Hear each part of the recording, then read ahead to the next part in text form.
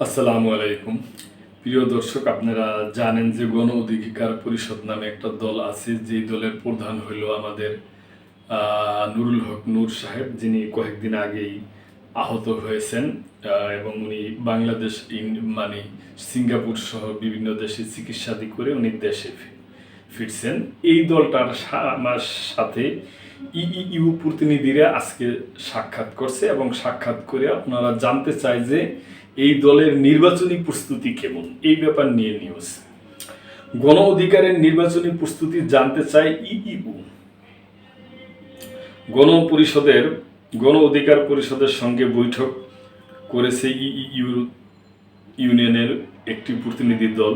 রোববার বিকেলে রাজধানীর বিজয়নগরের দলীয় কার্যালয়ে ১.৫ ঘণ্টাব্যাপী এই বৈঠক হয়।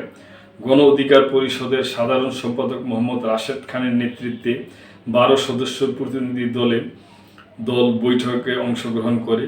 ইউরোপীয় ইউনিয়নের ২ সদস্যের প্রতিনিধি এই বৈঠকে অংশ নেয়।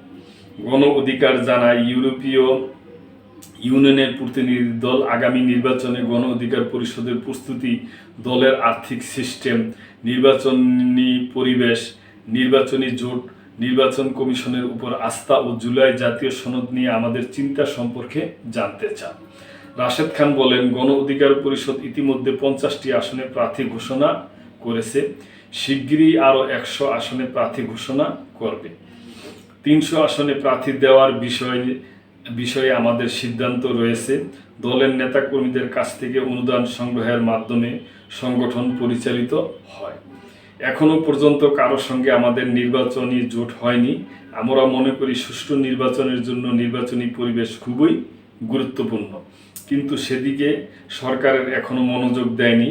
আর গণ অধিকার পরিষদের সভাপতি নুরুল হক নূর সহ আমাদের শতাধিক নেতাকর্মীর উপর হামলা হয়েছে, এখনো কেউ গ্রেপ্তার হয়নি। সরকার এ ঘটনার বিচার করতে না পারলে নির্বাচনী পরিবেশ কিভাবে তৈরি হবে?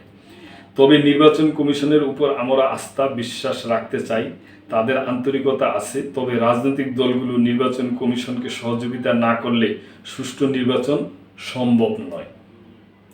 নির্বাচন কমিশনের তো নিজস্ব জনবল নেই। পুলিশ প্রশাসন ও সব সেক্টরে এখনও আওয়ামী দোসররা বহাল তবিয়তে। তাদের সংস্কার ছাড়া সুষ্ঠু নির্বাচন সম্ভব নয়।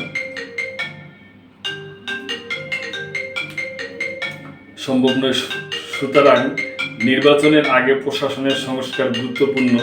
জুলাই জাতীয় সনদ নিয়ে আজকে মোটামুটি দলগুলো একমত হয়েছে। একই নিয়ে জাতীয় নির্বাচন এবং জুলাই সনদের পক্ষে গণভোটের বিষয়ে দলগুলো একমত হয়েছে।